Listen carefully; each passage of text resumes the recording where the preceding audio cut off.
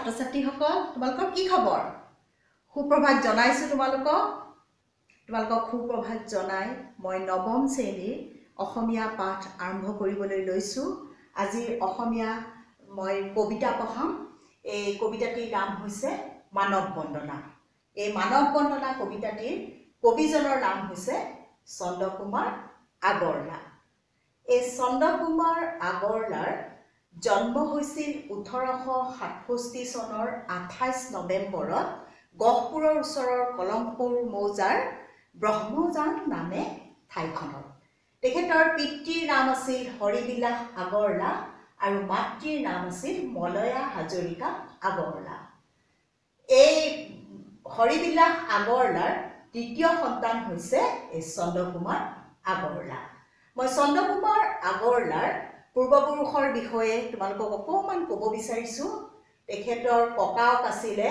নৱৰংগৰাম আগৰৱালা নৱৰংগৰাম আগৰৱালাই ৰাজস্থানৰ জয়পুৰৰ ওচৰৰ টাইৰো নামৰ গাঁৱত 1811 চনত জন্মগ্ৰহণ কৰিছিল তেখেতে 1829 চনত পুন প্ৰথমবাৰৰ বাবে অসমলৈ আহি গোৱালপাৰাত বেপাৰ বাণিজ্য আৰম্ভ কৰিছিল তাৰ পিছতে তেখেত শোণিতপুৰ জিলালৈ আহে তেখেতৰ অসমীয়া মাটি পানী বায়ুৰ লগত এক সুন্দৰ সম্পৰ্ক গঢ়ি উঠি অসমৰ জীয়ৰী তেখেতে বিয়া কৰাইছিল তেখেতৰ প্ৰথমা পত্নীৰ নাম আছিল হাদৰী ৰাজখোৱাৰ তিনি সন্তান আছিল তাৰে প্ৰথমজন সন্তান হৈছে হৰিবিলাস আগৰৱালাৰ ছটা সন্তানৰ বিষ্ণুপ্ৰসাদ চন্দ্ৰকুমাৰ পৰমানন্দ কৃষ্ণপ্ৰসাদ যজ্ঞেশ্বৰী গোলাপচন্দ্ৰ এতিয়া আমি আহোঁ তেখেতৰ দ্বিতীয় পত্নী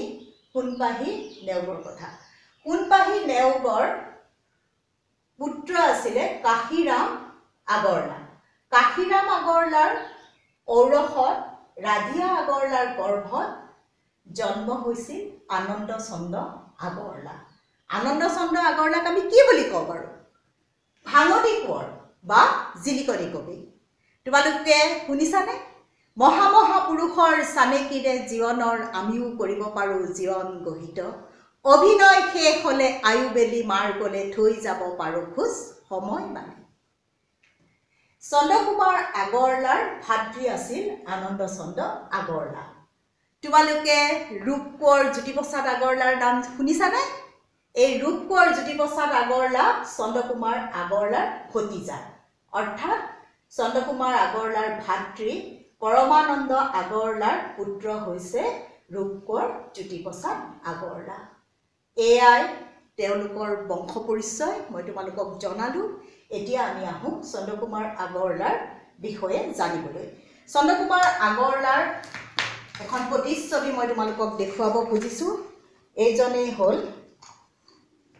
চন্দ্ৰকুমাৰ আগৰৱালা যাক প্ৰতিমাৰ খনিকৰ বুলি কোৱা হয় দেখিছানে এতিয়া মই তোমালোকক চন্দ্ৰকুমাৰ আগৰৱালাৰ বিষয়ে দুআষাৰ কম চন্দ্ৰকুমাৰ আগৰৱালাৰ শিক্ষা জীৱন আৰম্ভ হৈছিল তেজপুৰ চৰকাৰী উচ্চ মাধ্যমিক বিদ্যালয়ৰ পৰা তেখেতে এন্ট্ৰেন্স পৰীক্ষা পাছ কৰি কলিকতাৰ প্ৰেসিডেন্সি কলেজত নামভৰ্তি কৰিছিল কলিকতা প্ৰেসিডেন্সি কলেজত BA তৃতীয় বাৰ্ষিকলৈ পঢ়ি তেখেতে শিক্ষা জীৱনৰ সামৰণি পেলাই হৰিবিলাস আগৰৱালাৰ লগত তেখেতে অসমত চাহপাত আৰু তোমালোকে শুনিছা ছপাশালাৰ তেখেতে ব্যৱসায় আৰম্ভ কৰিছিল তেখেতে কলিকতাত থাকোতে লক্ষ্মীনাথ বেজবৰুৱা হেমচন্দ্ৰ গোস্বামীৰ লগত এক নিবিড় সম্পৰ্ক গঢ়ি উঠিছিল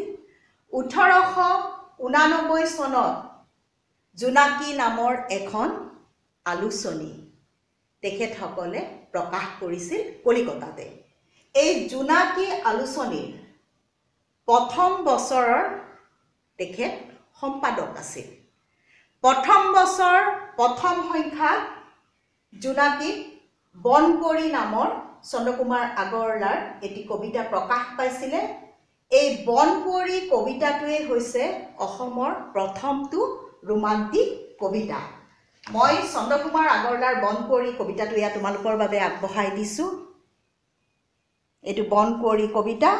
এই বনকুঁৱৰী কবিতাটোৰ প্ৰথম স্তৱকটিত মই তোমালোকৰ ওচৰত পাঠ কৰিম।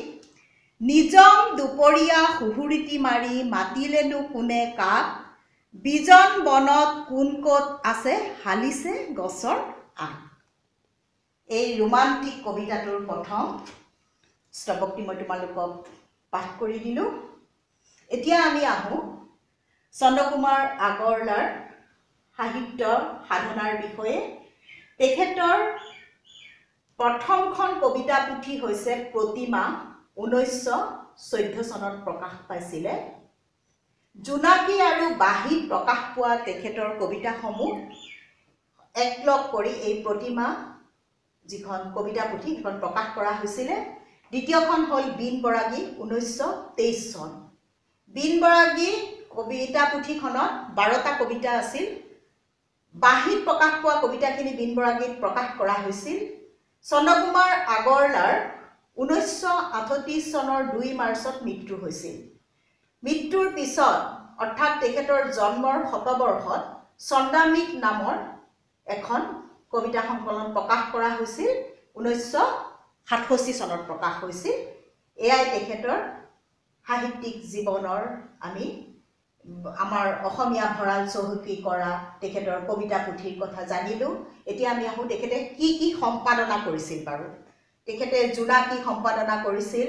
জোনাকীৰ যিখিনি আৰ্থিক সাহায্য সেয়া চন্দ্ৰকুমাৰ আগৰৱালাই আগবঢ়াইছিলে। 21 বছৰ বয়সতে তেখেতে জোনাকী কাকতখনৰ সম্পাদনা কৰিছিলে। এতিয়া আমি আহোঁ অসমীয়া। 1918 চনত তেখেতে অসমীয়া বুলি এখন কাকত প্ৰকাশ কৰিছিলে। 1924 চনত সাদিনীয়া অসমীয়া, 1930 চনত তিনিদিনীয়া অসমীয়া প্ৰকাশ পাইছিলে। চন্দ্ৰকুমাৰ আগৰৱালাৰ প্ৰতিমাৰ ওপৰত লক্ষ্মীনাথ বেজবৰুৱাই লিখিছিলে। প্ৰতিমাখন সৰু কিন্তু নিভাঁজ সোণৰ। চন্দ্ৰকুমাৰ আগৰৱালাৰ কবিতাত প্ৰেম আৰু সৌন্দৰ্যৰ প্ৰকাশ পোৱা দেখা যায়। তেখেতে কৈছিল সৌন্দৰ্যৰ আৰাধনা জীৱনৰ খেল। তেওঁক প্ৰতিমাৰ খনিকৰ বুলি কোৱা হৈছিলে। আজি আমি যিটো মানৱ বন্দনা কবিতা তোমালোকৰ ওচৰলৈ আগবঢ়াইছোঁ, এই মানৱ বন্দনা কবিতাটিত তেখেতৰ উদাৰ মানৱতাভাৱ প্ৰকাশ পোৱা দেখা গৈছে। এতিয়া আমি তোমালোকক এই মানৱ বন্দনা কবিতাটি পাঠ কৰি দিম। আহিছে মানুহ গৈছে মানুহ, মানুহ ময়াতি জীৱ, মানুহ সুতৰ অন্ত নাইকিয়া বুলিলে মৰত কিয়। মানৱী জনম দিয়া উটুৱাই মানৱী কৰম সুতে, মানুহৰ মৰম বুজিবা মানুহে ধৰম যে মৰমতে। মানুহেই লগ মানুহেই সং মানুহেই পৰাত পৰ, এই যে পৃথিৱী স্বৰ্গতো অধিক মানুহৰ নিজাতি ঘৰ। মানুহেই দেৱ মানুহেই খেপ মানুহ বিনে নাই কেও, কৰা কৰা পূজা পাদ্য ঐক্যলৈ জয় জয় জয় মানৱ দেৱ। এই কবিতাটি মই তোমালোকক পাঠ কৰি শুনালোঁ। এতিয়া তোমালোকে বহি এই শব্দ অৰ্থবোৰ লিখি লোৱা। অক্ষ পূজাৰ উপকৰণ, কেও কেও বা কোনো, ধৰম ধৰ্ম, নিজাপি সম্পূৰ্ণ নিজৰ, ময়াপী মায়া মোহ ভ্ৰান্তি উপজোৱা জীৱ, পৰাৎপৰ শ্ৰেষ্ঠতকৈও শ্ৰেষ্ঠ পৰম সত্য, পাদ্য ভৰি ধুবলৈ দিয়া পানী। লিখিলানে? লিখিলা? এতিয়া মই কবিতাটি তোমালোকক ওচৰত ব্যাখ্যা কৰিম, তোমালোকে শুনি যাবা। মানৱ বন্দনা। আহিছে মানুহ গৈছে মানুহ, মানুহ ময়াপী জীৱ, মানুহ সুতৰ অন্ত নাইকিয়া বুলিলে মৰত কিয়। মানুহ নিৰবিচ্ছিন্নভাৱে পৃথিৱীলৈ আহিছে আৰু পৃথিৱীৰ পৰা মানুহ গৈ আছে। মানুহক ইয়াত ময়াপী জীৱ বুলি কবিয়ে কৈছে। কিয় কৈছে বাৰু? ময়াপী জীৱ এইকাৰণেই কৈছে, মানুহ হৈছে মায়া উপজোৱা জীৱ।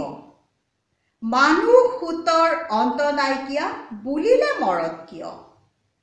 মানুহ পৃথিৱীলৈ অবিৰামভাৱে আহি আছে গৈ আছে, এই সুতৰ অন্ত হোৱা নাই আৰু নহয়ও ভৱিষ্যতে। কিন্তু আমাৰ এই পৃথিৱীখনক কবিয়ে মৃত্যুমুখী বুলি ক'ব খোজা নাই।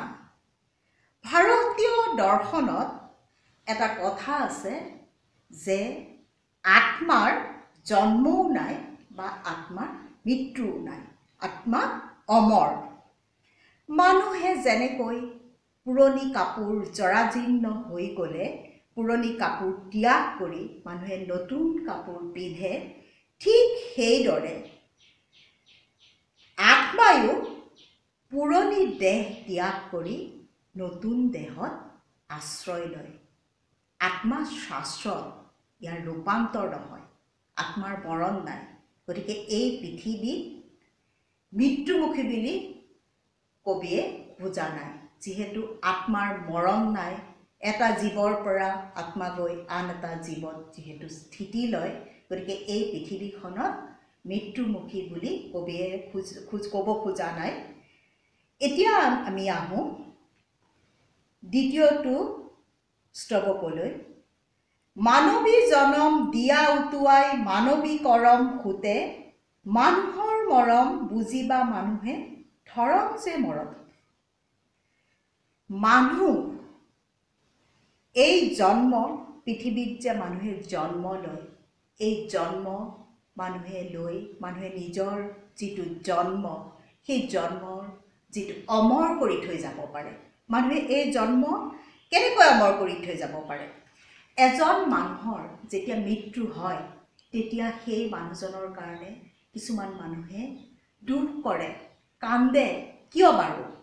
কাৰণ সেই মানুহজনে যি ত্যাগ, যি কৰ্ম, যি আদৰ্শ সমাজৰ কাৰণে কৰি থৈ গৈছে, সেয়া সমাজৰ প্ৰত্যেকজন ব্যক্তিয়ে তেখেতৰ সেই সমাজৰ বাবে কৰা কামক সদায় স্বীকৃতি দিয়ে।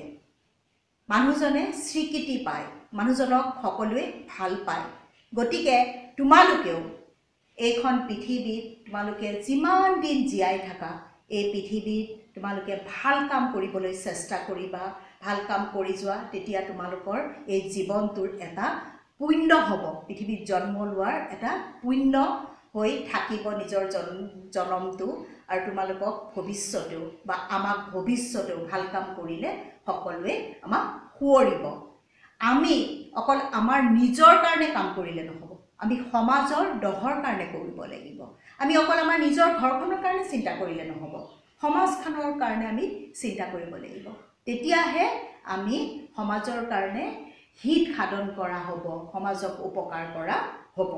এতিয়া আমি তৃতীয়টো স্তৱকলৈ আহিছোঁ। মানুহেই লগ, মানুহেই সং, মানুহেই পৰাত পৰ, এই যে পৃথিৱী স্বৰ্গটো অধিক, মানুহৰ নিজাতি ঘৰ। মানুহ হ'ল সমাজপ্ৰিয় প্ৰাণী। মানুহে সমাজ নহ'লে জীয়াই থাকিব নোৱাৰে। আদিম মানৱে সমাজ পাতি জীয়াই থকা নাছিল। গতিকে তেওঁলোকৰ মাজত সেই ভাল পোৱা, সেই আন্তৰিকতা নাছিল। তেতিয়াৰ মানুহবিলাক বৰ্বৰ আছিল।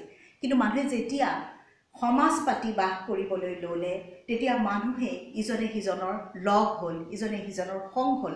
যেতিয়া এজনৰ বিপদ হয়, আনজনে তেখেতক সহায় কৰে। তেনেকেই মানুহে ইজনে সিজনৰ কথা ভাবি এই পৃথিৱীত জীয়াই আছে। মানুহ শ্ৰেষ্ঠতকৈও শ্ৰেষ্ঠ জীৱ বুলি কৈছে কবিয়ে, মানুহক শ্ৰেষ্ঠ জীৱ বুলি কৈছে।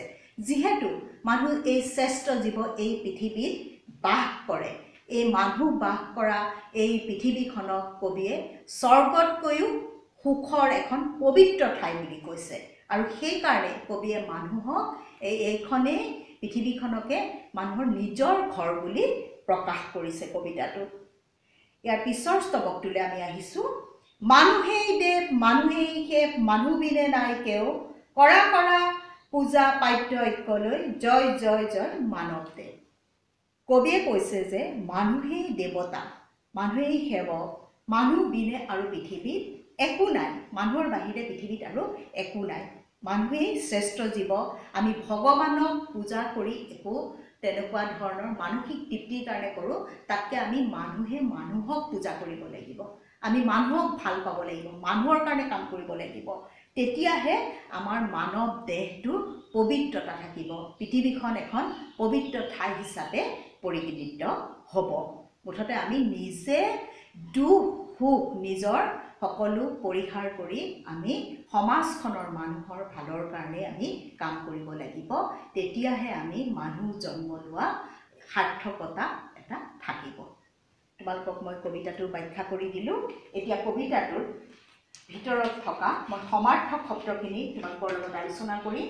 এয়া সমাৰ্থক শব্দ চোৱা কবিতাটোত থকা মানুহ। সমাৰ্থক শব্দ মানে কি? একে অৰ্থ য'ত প্ৰকাশ পাইছে। মানুহ একে অৰ্থ কি হ'ব? সমাৰ্থক শব্দ নৰ মানৱ। সংগ সংগ সংগৰ কি হ'ব? সমনীয়া লগ। 3 নম্বৰতে আছে পৃথিৱী। পৃথিৱীৰ কি হ'ব? ধৰা ধৰিত্ৰী। সুত সুতৰ কি হ'ব? পানীৰ গতি স্ৰোত। স্বৰ্গ স্বৰ্গ সৰগ বুলিও কোৱা হয়, দেৱলোক বুলিও কোৱা হয়। তাৰপিছত 6 নম্বৰতে আছে দেৱ ভগৱান বা প্ৰভু। এয়াই আজি মোৰ পাঠটোৰ বিষয়বস্তু। মই ইমানতে আজি অন্ত পেলালোঁ। তোমালোকক মই ঘৰুৱা কাম অলপ দিম, তোমালোকে এয়া কৰি আনিবা। কিতাপত যিখিনি প্ৰশ্নাৱলী অনুশীলনীত আছে সেইখিনি তোমালোকে কৰি আনিবা। মই অহাকালিলৈ চাই দিম। ধন্যবাদ।